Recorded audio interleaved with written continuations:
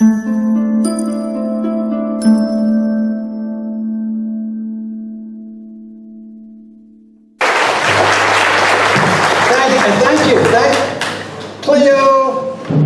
my old friend, I got to tell you, now Cleo rattled off a number of people from Anniston I was in school with. If any of you know them, you're sitting there doing the math and you figure out how the hell old we are.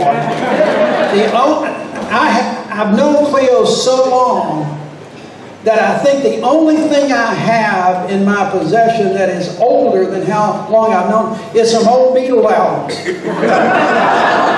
But Cleo, I especially appreciate the Spartan pens. I have a few pens. I do not have a Spartan pen. But Spartan, his seat was then, when he retired, it was Senator Heflin who took that seat. And I won't talk about what happened right after Senator Heflin retired, but ultimately that seat went to me. So that Spartan pen means a lot. When I ran, y'all know Jeff Sessions was in there until he wasn't. When I ran in 2017, one of my favorite lines, in the Democratic primary, we had about 7 or 8 people running. And almost all of them would get up when they were introduced. They would say, because Sessions had just become Attorney General and Bentley had appointed Luther Strange, but all of them invariably would say, I'm so-and-so, I am running for the seat that was vacated by Jeff Sessions. And I'd get up there and I would say, well, folks, I'm Doug Jones. I'm running for the seat vacated by Howell Heflin that's been vacant ever since. So I think that's why I won the Democratic primary, actually. Look, it is, Sheila, thank you for having me. I really appreciate it. Usually, for the longest after I left the Senate, Sheila would call and I would think she was going to she was telling me about what that was planning up here to invite. And I started looking at my calendar to see if I can do it. And she said, no, I want to invite your lovely bride, Louise, to come, one of the favorite speakers. My wife, Louise, my running mate, is a favorite up here. So if I thought to let her talk. Folks, in an event like this, I'm not going to spend a lot of time talking about what's going on. And where things are. I mean, y'all watch TV, you listen to the news. It's hell out there right now. I mean, let's just face facts. We are in uncertain times. And I wish I had all the answers, but there are so many questions you can't come up with all the answers right now. I want to remind folks, though, that last summer, when the presidential race was gearing up, and Democrats started to explain to the American public what the Heritage Foundation was doing with Project 2025 and going through who wrote it, which was a lot of the people that were advising Donald Trump at the time. It got to the point where people were getting concerned about it and Trump's poll numbers started dropping, and that's when he started doing what he does best, not telling the truth and denying anything about it. Well, I'm going to tell you, if you go back now and you go look at Project 2025, you'll see not only is this administration implementing it, they're doing it on steroids. They're doing it a lot quicker, with a lot more, with unabashed gall to try to make sure that this country's democracy is totally in their hands. Ignoring the Congress, ignoring the courts, and just doing everything by executive order. And unfortunately, we've got a Supreme Court that may tilt that way. Our Supreme Court, the majority, likes presidential authority for some reason. Now, so we'll see how that goes. But I'm going to tell you, I want you to think back just a little bit to last summer and in the fall. Everybody was excited. We didn't think we were going to be in this position. We kept hearing from the other party. We kept hearing from Donald Trump and J.D. Vance and others about how bad things were, about the chaos that President Trump would stop the war in Ukraine even before he took office. He would stop the bombing and the destruction going on in Gaza and build this like fantasy world, Mar-a-Lago of the Middle East. We heard that he would bring inflation down on day one. Everything would be this golden age. That's what we heard. And unfortunately, there were so many people bought it for a lot of reasons. I'm convinced that it got to a point where Democrats got so excited with Kamala Harris, we just got complacent. We saw the excitement in the crowds, we saw the endorsements, and we got complacent. Nobody could possibly believe, for instance, that this small community in Ohio, that immigrants were eating cats. Nobody's going to believe that. Nobody's going to believe all the other. Well, you know what? I don't think they did believe it, but they were sensing something else. They had a frustration about things, and we weren't getting to them. And we got a little complacent. And lo and behold, we didn't win that election. We lost the House. We lost more votes in the Senate.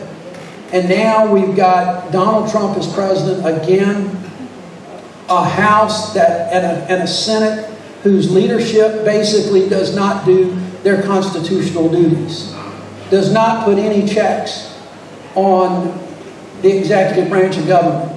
Congress to this president is just a nuisance to deal with when he has to, but he just does what he wants to do. But if we can talk to friends and neighbors now in a very civil way and try to remind them about, well, how, all of the talk about the wars and the chaos, it's gotten worse in Ukraine. Russia is now intentionally bombing civilian targets. Did so just the other week. And if you don't think there is a connection to that and what Donald Trump has done to cozy up to Vladimir Putin and to distance himself from President Zelensky, who is trying his best to defend freedom and democracy, if you can't connect those dots, then you're not paying attention. We've now seen that the war in Gaza has now spread, and we are on the verge of something more serious. And all the news today is whether or not Donald Trump is going to commit offensive weapons, not to the Israelis, but American forces, putting bombs in Tehran and in Iran and other areas, and get involved proactively in that war without going to Congress. Now I got to tell you, that's troubling to me. We can debate, and we can have debates about the propriety of doing that, protecting Israel. All of it. I'm a staunch supporter of Israel. I don't like the death in Palestine, but I've been a supporter of Israel. You can have those policy debates. But the one thing this president is not doing, he's not consulting Congress about those debates. He's not seeking congressional approval to do whatever it is he wants to do. And I got to tell you, as a former member of Congress, I didn't believe in the fact that Congress has ceded authority on tariffs, on war powers, all of that. I think Congress has a role. Now, they may rubber stamp whatever he wants to do, but they still have a role. And we're not seeing that anymore. We're not seeing that. What we are seeing from a president is the very retribution that he talked about, going after his political enemies, going after the media, going after anyone who would stand up against him. I did a program last week, or 2 weeks ago, I guess now, with the Center for American Progress. I had Heather Cox Richardson on. Y'all ever read Heather? Anybody? Okay. If you don't get every day Heather Cox Richardson's Letters from an American, look it up, subscribe to it. She's a historian, absolutely amazing. She did a program with Barack Obama just a few days ago in Connecticut that was just incredible. Steve Levitsky from Harvard was on the panel I did, and we were talking about where this country is with regard to authoritarianism and the things that people use to take control of the government. And Professor Levitsky didn't think we were sliding and crossing toward authoritarianism. He thinks we're there. And that's something that we've got to talk to people about, because we know for a fact that people have suffered. People out there, your neighbors, your family members, do not believe that government has been working for them. And you know what? In some respects, they're right. In some respects, that they are absolutely right. They can't control things. But let me tell you something. The way to do that is not with this big, bad bill that's pending in Congress. And everybody needs to look at that bill and look at what the Senate's doing, because it's going to pass. A form of that legislation is going to pass. And with that, it gives us an incredible opportunity. It gives us an opportunity because it gives us a chance to talk to our friends and our family. Most of them have no clue what that bill is going to do. But if they look at it close, you're going to see that it's going to slice away Medicaid. It may slice away some Medicare. It is going to cause rural hospitals to close, something I've been talking about now since I first ran in 2017, and we see more closures every year. And Alabama is already a state that makes it very hard to get on Medicaid. And we refuse to expand Medicaid. With these cuts, we've got friends and neighbors in this community who are going to lose their health insurance. And I guarantee you, every Republican member of the Alabama delegation is going to vote for that bill. Every one of them. And we've got to remind people about that. We've got to talk about the slicing of veterans' benefits that Doge and Elon Musk created. We need to talk about how University of Alabama in Birmingham, probably Jacksonville, others are going to get research grants.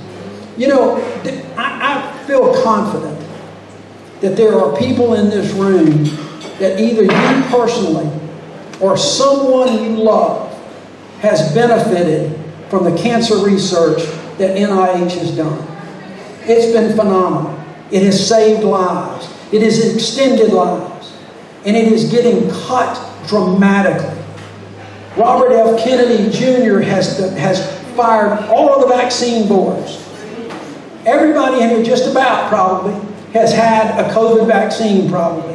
More than one. Everybody's had a vaccine for polio, for other things. You go and you get a flu shot every year to protect yourself. But now we've got an HHS secretary who does not believe in science. I really don't know what he does believe in these days. I really don't. But those are kind of things, and we can go on and on. What I'm seeing right now, candidly, is one of the most incompetent administrations that we have had in my lifetime. The most incompetent. And I mean incompetent.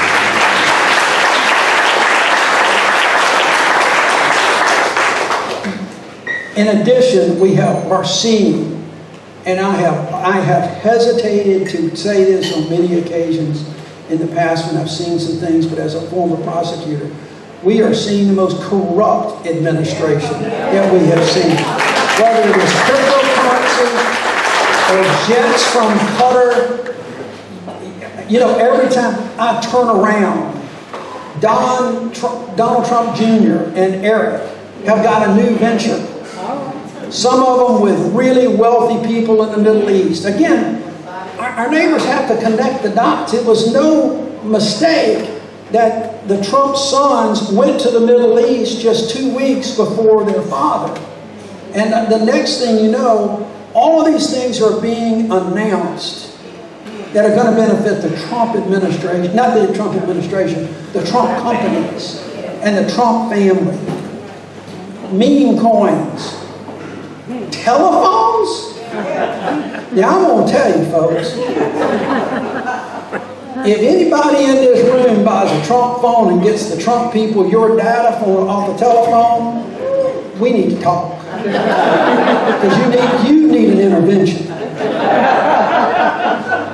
Every time you turn around, Don Jr. has opened a club in Washington, D.C. It costs $500,000 to join. That's the membership fee for a club to go sip cocktails with other rich people.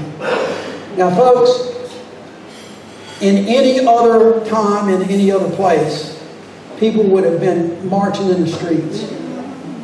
But all of a sudden, some of this has now been normalized. Well, I'm going to tell you, as Democrats, as folks from the South, that kind of corruption is not normal. And we cannot let it continue. So where do we go? What do we do? And I want to get to your questions rather than me just standing up here talking. But where do we go and what do we do? Well, you need to do exactly what Rachel Maddow featured on her show the other day and put up billboards. Okay? You need to call. I've told folks, everybody here probably thinks it's a waste of time to write Senator Tuberville, knowing that he probably can't read it, to write Senator Fred, to write Mike Rogers. And it might be, but do it anyway. If you've got an issue that you care about or you see something that they say that you disagree with, write them and let them know. I will tell you, it gets noticed in a congressional office.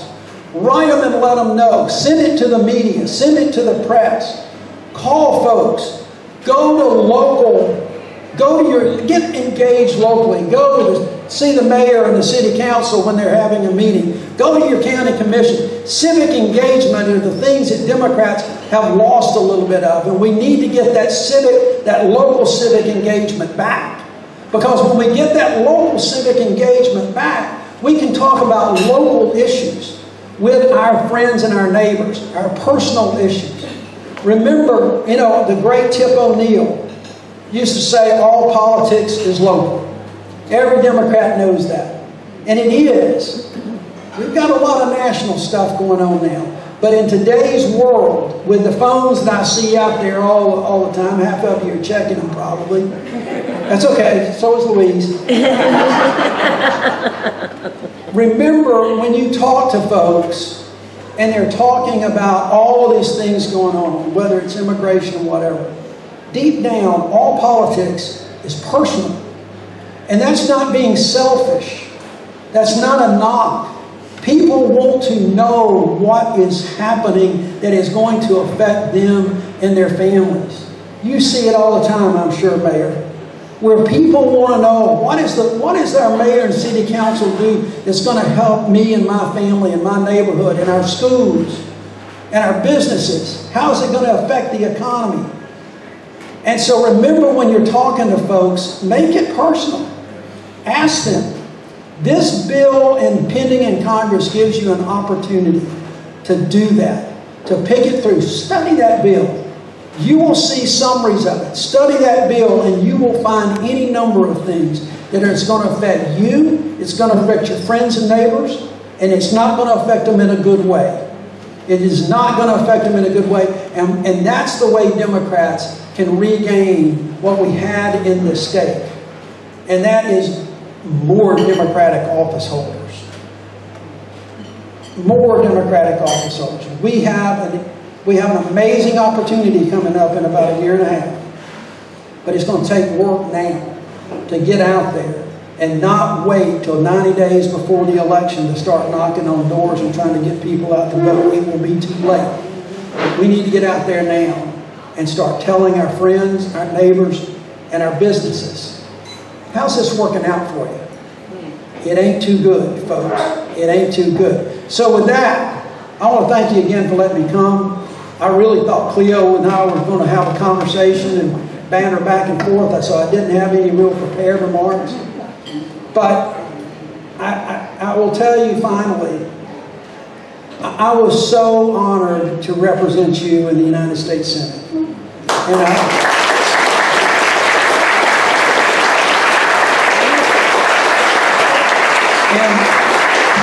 I know you worked so hard, and Louise and I so much appreciated all of that hard work. And I know that you were disappointed in 2020, but what I want you to think back as we go forward, what I want you to work toward for 2026 is how you felt that December 12th of 2017, when all of a sudden the ticker started going the other way, and Steve Kornacki about blew a gasket on MSNBC saying that Doug Jones is going to win the U.S. Senate race, the first Democrat senator from Alabama in 25 years. Remember that feeling. Remember how it felt, and let's work that way so that we can feel that way again in 2026. So thank you. Thank you very much. And now I don't know what we're going to do. Just somebody's going to, who's going to, okay? So what is your perception of the mentality of the Republicans who seem to just kiss the ring? I mean, what is this? Are they being blackmailed like J. Edgar Hoover used to blackmail?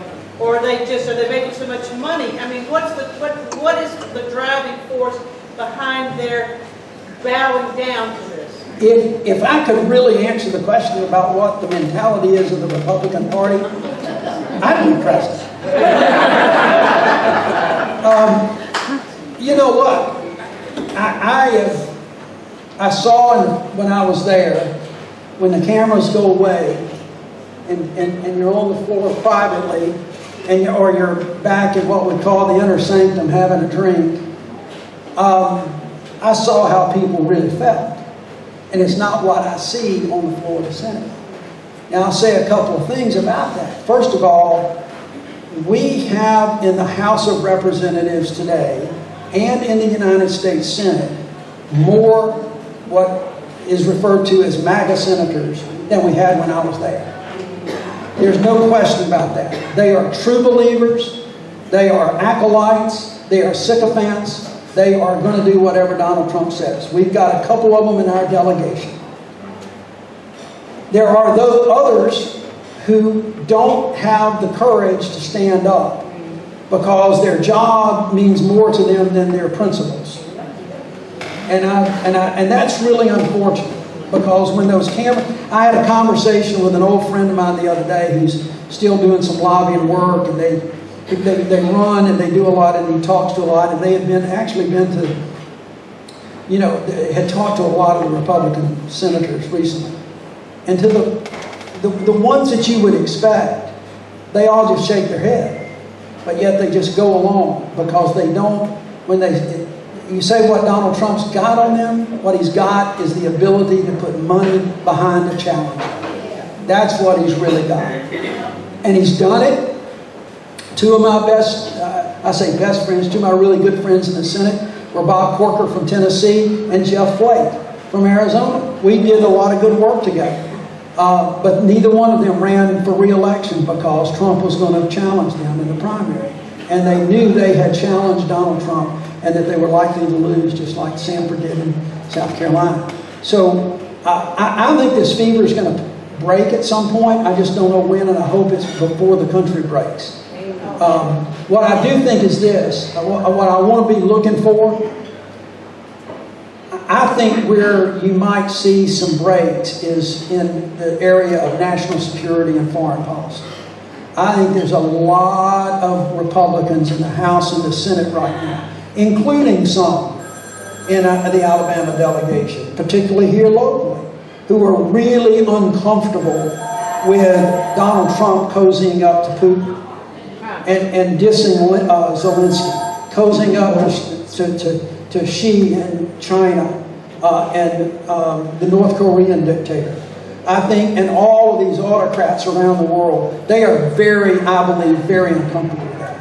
And there may come a point where they break that. I am convinced they have no confidence in the Secretary of Defense. I'm actually convinced that even Trump doesn't have confidence in the Secretary of Defense. I heard today on the radio that the reports are that he's not at the table when all these decisions are being made. And I thank God. Okay? So look for that. Look for something in foreign policy. For a long time, Cleo knows this, the word was that that partisanship stops at the water's edge. Meaning you can fight like cats and dogs here about domestic policy, but when you get to foreign policy and national security, it's a lot. The fighting is behind closed doors, and publicly we're all one. That's where I think we may see a break. I think it's coming because I don't think Donald Trump can help himself. And if like leaving the G7 after saying that Putin ought to be back, you ought to invite China to be, you know, world leaders are laughing at us, and that's a shame because you can say what you want to about Joe Biden, but Joe Biden restored America's moral authority in the world. Yes. Hello, my footage was one featured on Rachel Maddow of the Jacksonville protest last weekend. My question is, here in Alabama, we lack the media infrastructure for Democrats. You have 1819 News and Yellowhammer News running away with it, while Alabama Reflector, Alabama Political Reporter, and AL.com are just weak, not doing as much. And it's talk radio as well. I've been attacked by Del Jackson and Yafferty and all the right-wing hosts myself. Democrats need to get media infrastructure in place in this state if they want to win these big statewide races. Because a lot of these people, they listen to radio in their car. They watch ABC 3340 and Sinclair and all the right-wing stuff. If Democrats want to win these big statewide races like governor and all these legislative races, they need to have the media infrastructure. But instead, we're seeing newspapers close down. Here, Anderson Star is quit mostly doing politics altogether. And without that, Democrats, they have to try to rely on social media, and we know how that goes in this state. So my opinion is Democrats need media infrastructure in this state. We need to build new media infrastructure, especially to reach young people, because they're going into this manosphere and all that stuff too, if they want to win. No, look, it wasn't a question. It was a statement, but I totally agree. And the question was that Democrats have no media infrastructure. I have said since this election, I have been concerned about the media infrastructure. And then look, this is not unique to Alabama. This is everywhere. Okay, Democrats back 40 years ago when the Koch brothers started investing in media, and Sinclair started investing, and Scripps started investing, and Nexstar came up, and all of these conservative talk radio stations and the consolidation of all these radio stations. Democrats just sat back and let it happen. We every 2 years, we rent the airways that they own 24/7, 12 months out of the year. So the question is, how can we do this? How can we build our own infrastructure? We can't. It takes billions of dollars in 40 or 50 years. So we're going to have to start one step at a time and do the things that we can. But the one thing I believe we can do is I believe we can use some of the existing and evolving platforms that are out there. Social media is one. YouTube Live is another one. Not YouTube Live, that's kind of television, but YouTube, Substack. Some of these I think that Democrats can do. We have got to be able to go where people are. And by that, I've said that for a long time. But what I meant when I've said it in the past was that we need to go where people's circumstances are. We need to go to where that single mother who has to take her children to the emergency room for routine health care. We need to talk to her in her circumstance. But not today. We literally need to go where they are. We need to go to the sports shows. We need to go to the wrestling, the World Wrestling. We need to go out to Talladega and NASCAR. We need to go to these places because folks don't get news anymore. We grew up, or a lot of you in this room that are my age or a little bit younger, grew up with the Walter Cronkites and the David Brinkleys of the world. And that's where we got our news. And we got our news from the Anderson Star, who would run national news stories, but they would also talk about who the homecoming queen was, and what was going on at the city council, and what was going on in your neighborhoods. We don't have that anymore, and people are not getting news. They don't watch CNN. They don't watch MSNBC. A lot of people don't even watch Fox. They think they do, but they don't even watch Fox. Yes, I agree. But they are listening to things. They're listening to podcasts, and they're listening to live shows, and they're not listening about... Joe Rogan doesn't talk about politics. He talks about sports. He talks about everything but politics, but occasionally he slides in the sports shows. The other day I was talking to my former legislative director, who's now Senator Warnock's chief of staff. And I was calling because there's a concern, there's a bill pending in Congress, it's part of the reconciliation bill, that I've got a real concern about on a tax issue.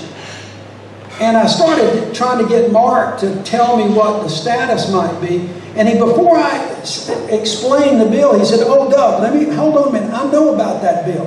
He said, I listen to a lot of sports podcasts, and every 5 minutes there is an ad coming on from somebody saying, call Senator Tillis, get your congressman to call Senator Tillis and support Senator Tillis's bill on this. And I'm thinking, we're nowhere in those platforms. So we got to be, I think, a little bit more thinking outside the box. And we got to figure out, again, I think so much is local and so much is personal. What y'all need to be doing here is not worrying about CNN and MSNBC. We need to figure out how we can start getting word and messaging and doing things here on a local level. And getting your friends and neighbors to tune in. And that doesn't always mean talking politics. It means talking about some other things, and you can weave this in. It means, for instance, talking about health care and where things are. And you can get that in there. That's what we're going to have. It's going to be a slow process. I think we're going to build infrastructure. I will tell you, folks, I came to this conclusion in part because we lost this election. Like everybody in this room, I thought we were going to win. Louise will tell you I'm usually a pessimist when it comes to elections. But I was as optimistic about winning this election as I've ever been in my life, because I was drinking the Kool-Aid. I was seeing the crowds. I was seeing the excitement. We were at the Democratic convention, and it was the most exciting one I've been to ever, and I've been to some good ones. I truly believed all of that stuff, but what we were doing, it was our own party. It was just our own people at all these crowds. It was our own folks. I knew it was at the convention. But I thought, surely to God, everybody is seeing what we're seeing. Well, they weren't, because they weren't tuning in. They weren't listening. And all the door knocking that we did, I was in Pennsylvania the weekend before the election. I was in Philadelphia. And the little office that I went by that night to thank them for knocking on the doors, just that day, that one little office had knocked on 8,000 doors. They had knocked on over 80,000 in that county, and they had knocked on 800,000 across Pennsylvania. And I'm thinking, this is going to be a close election. We're going to win this. Easy. What I realized is people don't like knocking on the doors as much anymore. They get their messages from their phones, and they get their messages on TikTok and other things. And Democrats haven't adapted. We got to do that. We got to get out there. We got to adapt. We got to build that infrastructure. We don't have the money. We don't have the money to play catch up. We got to be thinking outside the box. But it's a great point. So, thank you. Yeah. Thank you so much. For the next question, just so everyone can hear the question, whoever's next, come on up here and who's who? Mom, pick one. Doug, pick one. Who's the next one? Come aquí, amigo, vamos. Queremos hablar en español. I think this young man is from Puerto Rico originally, am I right? All right, answer your question here. I work, you talked about getting things done on like a local level, talking to your friends, talking to your family. I work with a lot of dudes who are like Trump supporters, kind of. They've started falling off a little bit now, seeing what he's been doing. But we talk every day because we're in this small shop and we have no one else to talk to. And we talk every day about this. I'm really sorry that you have hours and hours and hours in the meeting. And I don't know how to get through to them. It's every day. It's the same stuff that we talk about. and they don't believe. I'll pull things up on my phone. I'll show them charts. I'll show them graphs, videos, and the videos they kind of take to a little bit better. But the charts and the graphs, that's fake. All those numbers those aren't real. This, that, the third thing. I don't know how to break that barrier. And you may be breaking it, and you just don't know it. You know, I think you may be breaking it. They're not gonna all of a sudden, you're not gonna have a Perry Mason kind of moment if you know who that is. Okay.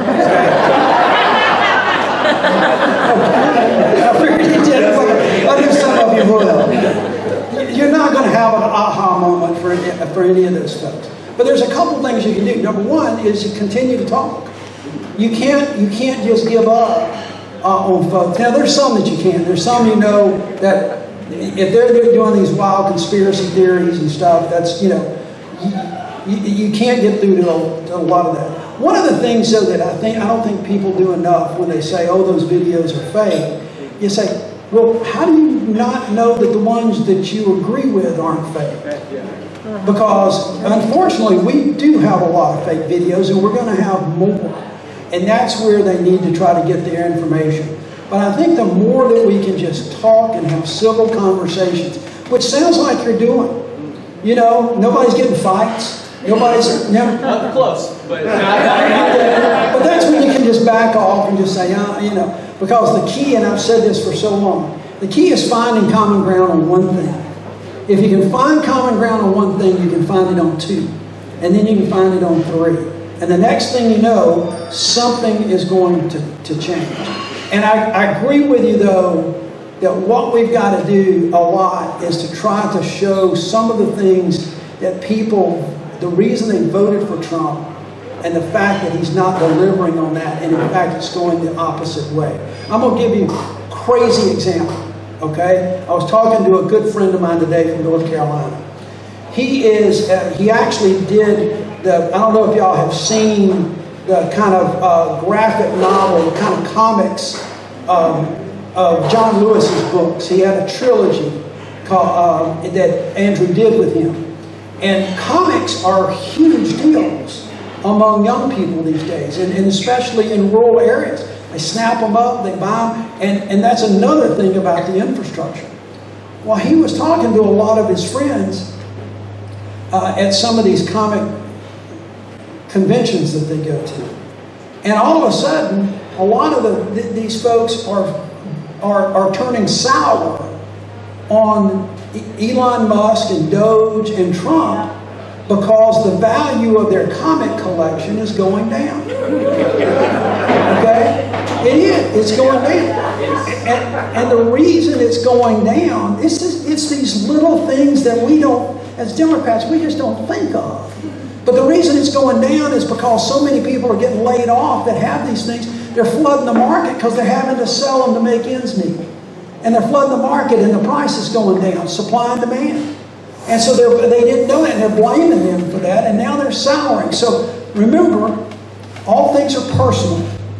So when you're talking, and they're talking about immigration, and they're talking about things, ask them how it affects them. But also, with your background, make it personal to you.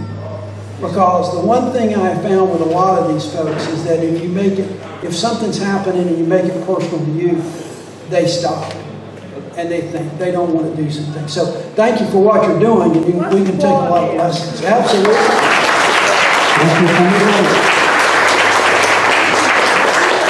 Mr. Cleo has instructed me that our next question will come from this young lady right here. My question is the mass protests that are happening all over the country, is that really doing any good with the people standing up against this man? Yes, ma'am. And his administration? And just how is that? Okay. Because he seems to be going on and on. Every morning you wake up to something new that he's done. Yes, ma'am. The question is whether or not the protests are doing any good, and you bet it is. It's in part because it's doing people good. People are feeling better. Hang on a minute, let me go. Because when people that are out there that are doing those protests, and they see those protests grow, and because remember, we had protests in April, it was the hands-off protest. And this time, with the No Kings, it was probably 3 to 4 times that many people. Folks, take notice of that. Now, is it going to get Donald Trump in trouble? Is he going to go, oh my God, the people aren't with me? No. But what is happening is that some members of Congress are seeing it, and they're seeing it in their districts, and they know they got to face those voters in 2 years, and the people in that district are seeing it, and it's calling attention to the concerns that people have, the personal things that people have, and it's getting other people to think. Those protests are causing more people around the country to think about the consequences of their vote. So is it going to get someone who never tells you the truth to change his mind? Absolutely not.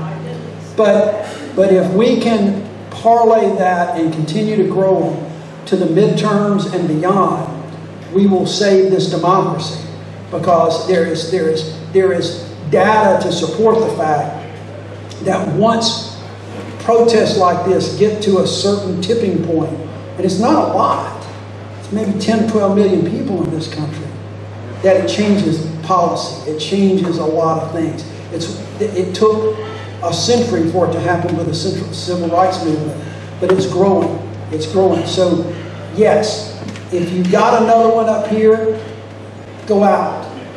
Go out to it and take a friend. Take family members, take somebody with you, because they have an effect. It's not going to stop him, but people will stop him at the ballot box if we continue to grow. Thank you.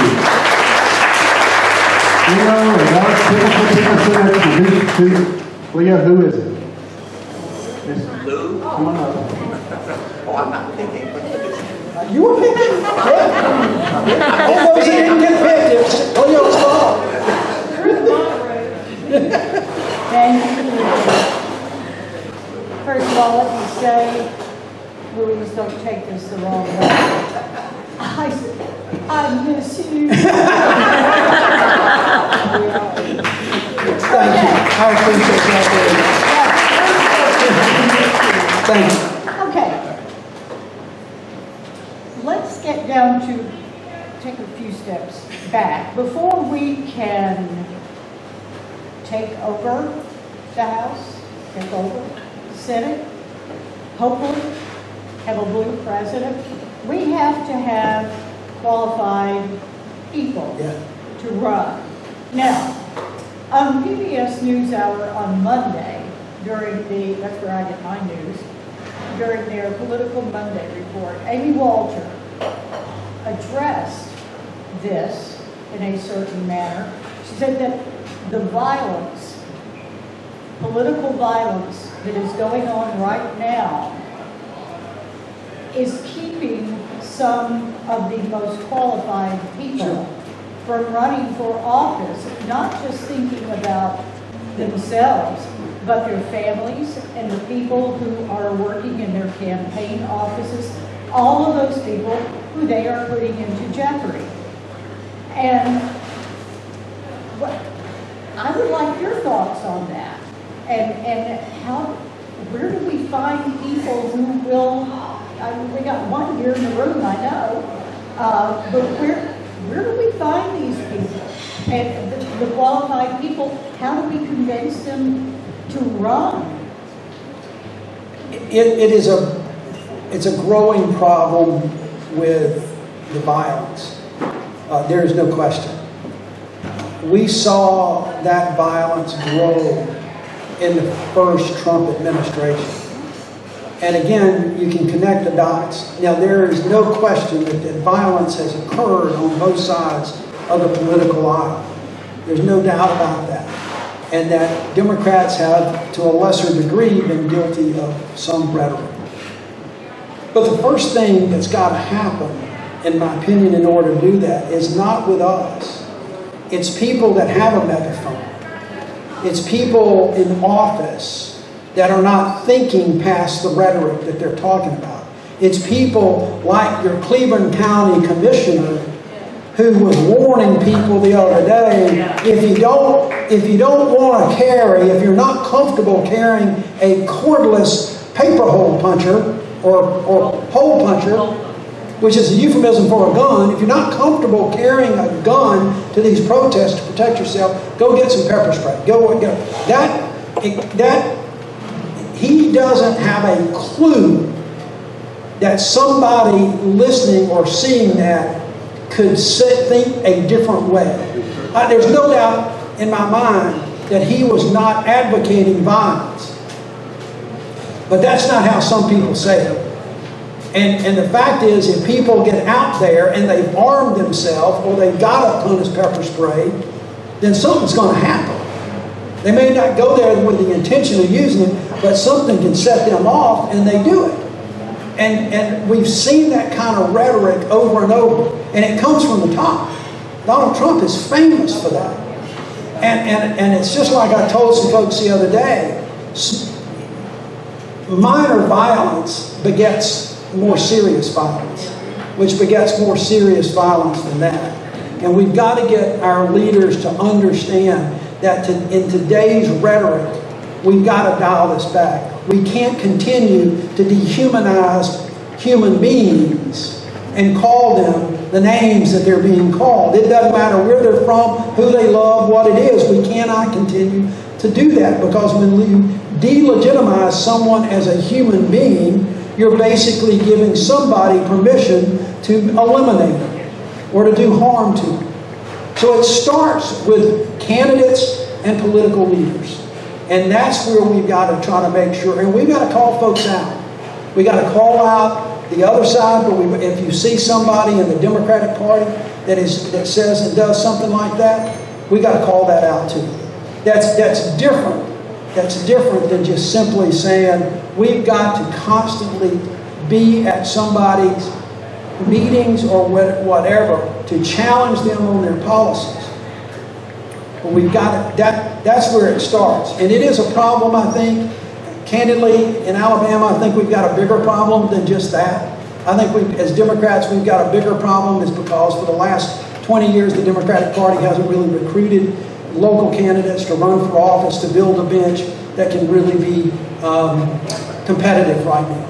And that's what we've got to start doing. We've got to, at the local level, really focus on finding the right people to run. And they don't have to run for the big offices. They start out running for mayor, for instance. Okay? And others that you can then cultivate. And we've got to build a bench in Alabama to be competitive. And we've got to convince business leaders and others that the way this state moves forward is to get a competitive two-party system. We don't have to take over this state. Because candidly, Democrats didn't do a hell of a good job when we were in charge. I think we'll do a better job now because we care about people more than we did our own power structure at the time. But we've got to build a bench, and we've got to make sure, and we've got to get our public officials, someone, and I think they've already talked to the county commissioner about what he said. And I think they've already talked to the sheriff in Mobile who said some stupid things. We've just got to make sure that when our public officials say some things, if somebody stands up and says, hold on a minute, that's not right. And you potentially, the LA riots would not have gotten out of hand a little bit had the military not shown up uninvited. It was a peaceful protest. And if anybody wants to talk about LA, by the way, remind them, there were 5, 6, 7 million people that marched around this country last Saturday. And the only violence came from a few thugs on the right that attacked the marchers. It didn't come from anybody who was peacefully protesting. And we've got to make sure that continues to happen too. When we speak out, we got to make sure that we do it in a peaceful way. It's not a perfect answer by any stretch. We got a long way to go. Thank you. Thank you. Our next question comes from Mr. Zachary. Another youngster. Oh no, he's got this one written down. This is going to be a doozy. My name is Zach Coleman. Get the microphone, yeah. Yeah, my name is Zach. I'm a constituent in Calhoun County, voter in Calhoun County. So you've been known as a moderate Democrat and have pledged to find common ground between both major parties in the past. I feel like with the right advertising and outreach, you have a great chance of winning over more Republican voters once again. So point blank, would you be willing to run for governor?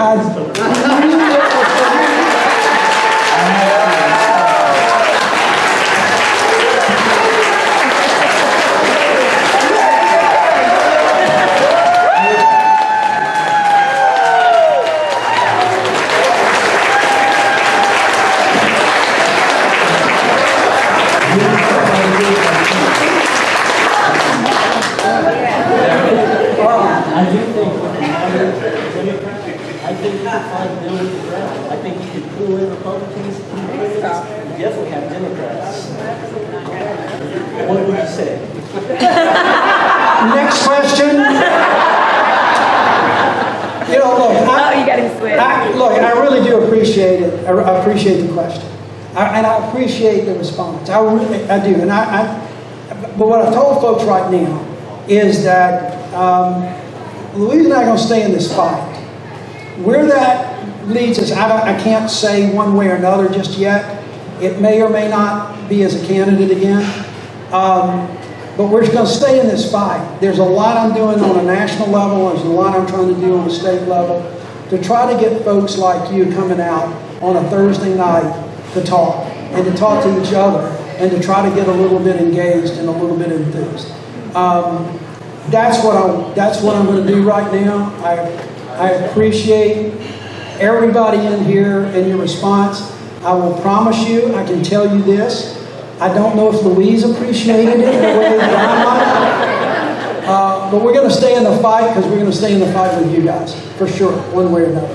Thank you. Thank you. We've got a follow-up. So, do you have anybody in mind that maybe we could look into? Because that's, I'm not too sure how many people who run for governor haven't actually done that studying into, looking into this and that. But I figure maybe a guy on the inside might have a good idea of a few people that might, be good in running. Might Well, be okay. I think there's a lot of folks out there that would be good. I think the challenge is whether or not they would put them and their families out there. Trust me, it's something that Louise and I talked about even when we ran in 2017. The other is it's a difficult state to run as a Democrat. And a lot of people won't run and lose. And it takes money to get competitive. So there's probably some folks out there. I wouldn't want to just name names at this point to try to get, but I know that some of the staff of the party's been talking to a lot of people up and down. They're really trying. We need a competitive ticket from top to bottom. We need a very competitive ticket. You can have a few in there that maybe not as competitive as others, but by and large, we have a historic opportunity in 2026, and we need to find folks that can be competitive. We don't always have to win these races, okay, to be competitive. If we can start being competitive, the other side's going to take notice. I'll tell you the one thing, though, that I'd like for everybody to look at. Unfortunately, this state is so damn gerrymandered for the House and the Senate locally that it's difficult being able to find folks who can be competitive, much less win. That's where we really need to focus. We need to be ruthlessly focused on trying to break the supermajority in the House or the Senate or both.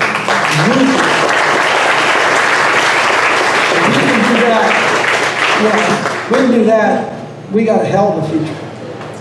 Thank you. Thanks. My model, the boss, said we had one more question, but I can't pass up a beautiful Latina question. So real quickly, and then we're going to go, I think, to Cliff. Is that right? Yes.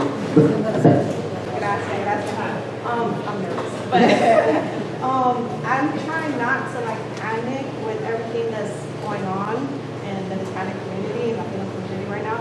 But it's really scary. And I've been contemplating leaving because I have property in Dominican Republic. I was moving over there. But I'm American, I'm Puerto Rican, and I have a Dominican family. And I don't want to leave because I love my country, but it's so hard because it's so scary right now. So am I exaggerating, or do I have a reason to be scared? No, you're not exaggerating. Look, we don't have that background. Well, most everybody here doesn't have that background that you do. But I think everybody feels the pain. I mean, when you see ICE agents chasing people through a field, when you see them waiting at, we were in Denver helping Carson move recently, and I had to go over to Home Depot, and I saw all of the, so many in the Hispanic community. And now I'm thinking, what has happened to those people, and have ICE agents just gone and hung out? So it's not exaggerating, but here's the thing. Here's the thing. And it goes back to the question a minute ago about talking to people. Remember, when we're talking about some of this, we've got to be very honest about this. We've got to understand and be honest about this, that the fact is we kind of let things get out of control on the southern border. We kind of let things get out of control on the asylum process, even though everybody was going hundreds of miles with families. We've got to do something along those lines. But we need to remind people. Yeah, everybody does, but we need to also remind people, and this is where we got to do some homework. We got to remind people that at least on 2 occasions that I can name off the top of my head, Donald Trump had the ability to do something about the border. And he told his people to not do it. Once when I was in the Senate, I had just gotten to the Senate, and I worked with 25 bipartisan senators to craft a border security bill, because that's what Donald Trump had said he wanted. It also would give citizenship to DACA, the Dreamers. It was the exact bill that he wanted.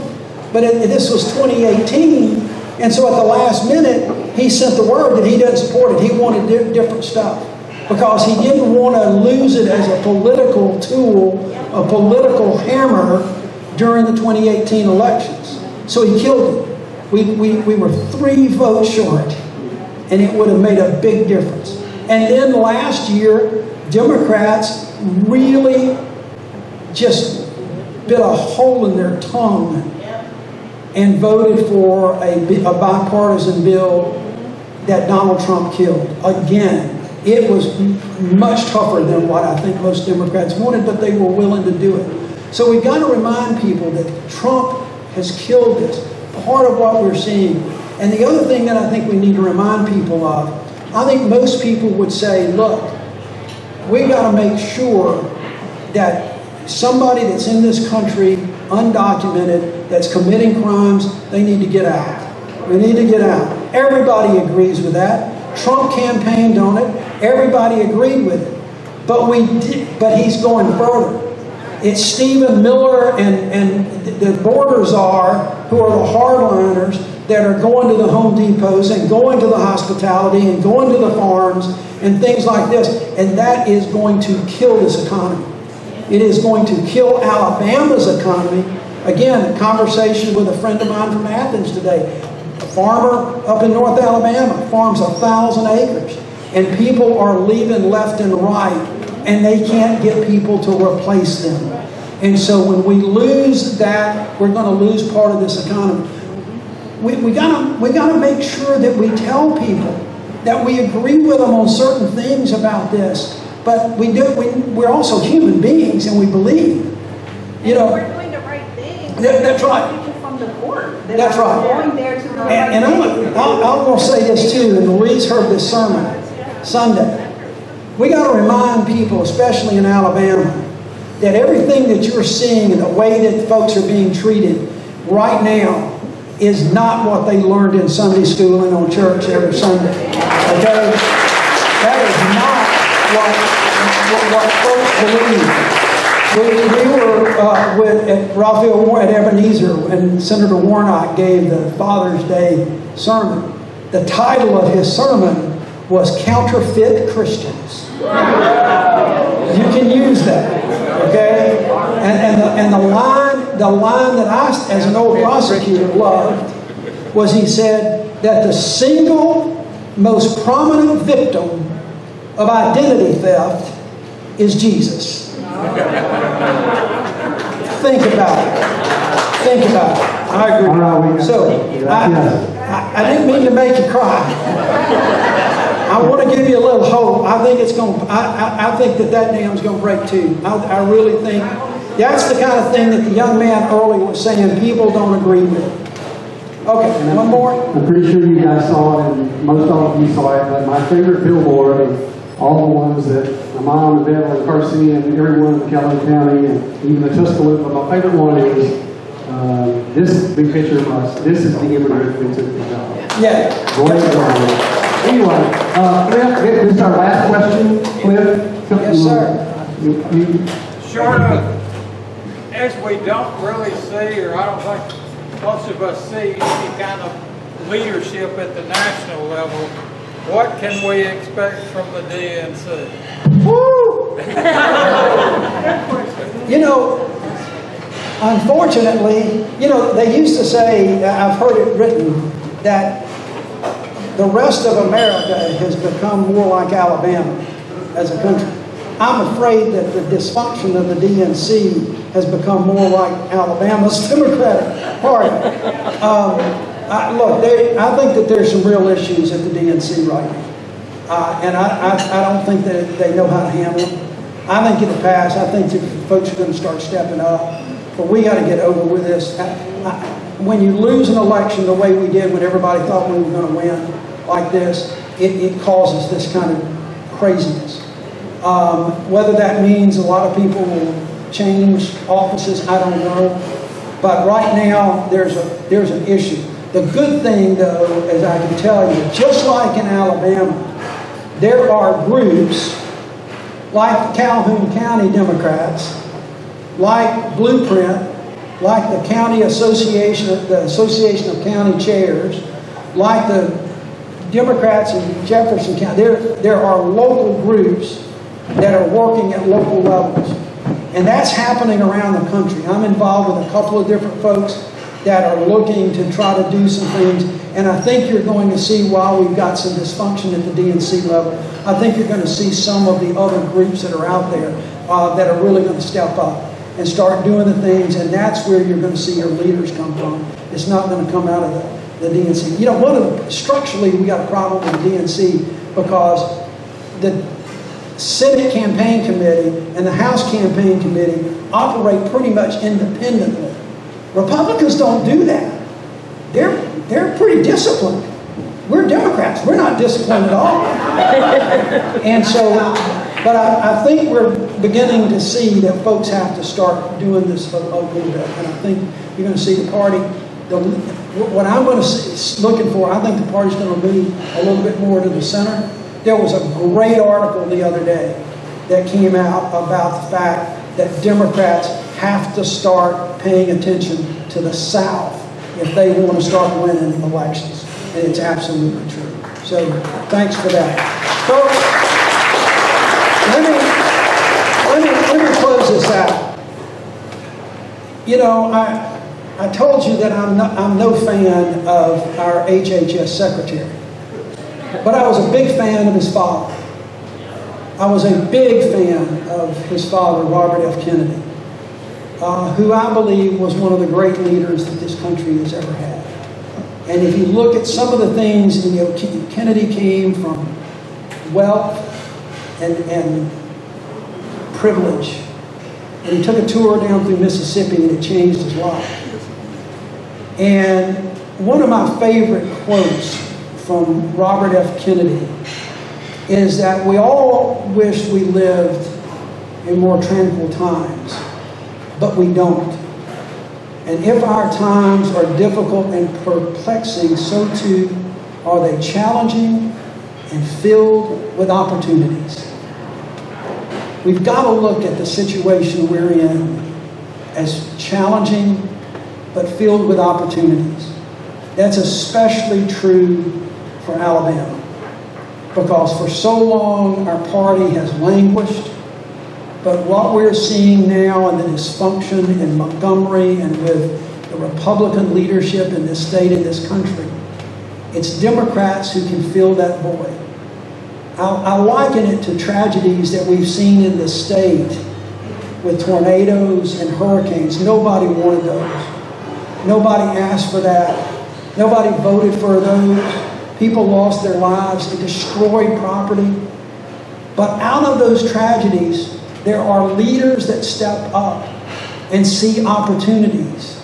Opportunities to rebuild and to build back. Go look and see what Walt Maddox did in Tuscaloosa. Look and see what's happened in Jacksonville with the tornadoes, down in Auburn, down with the farmers in South Alabama after hurricanes blew away their cotton crops. Nobody asked for it. Nobody wanted it. They cried over it. They were concerned that they would lose everything. But yet leaders stepped up to rebuild and to make things stronger. That's the challenge and that's the opportunity that we have right now, especially in a state where we have been at the bottom for so long. So right here in Anniston, right here in Calhoun County, face that challenge, seize that opportunity, and let's get some Democrats elected in 2026.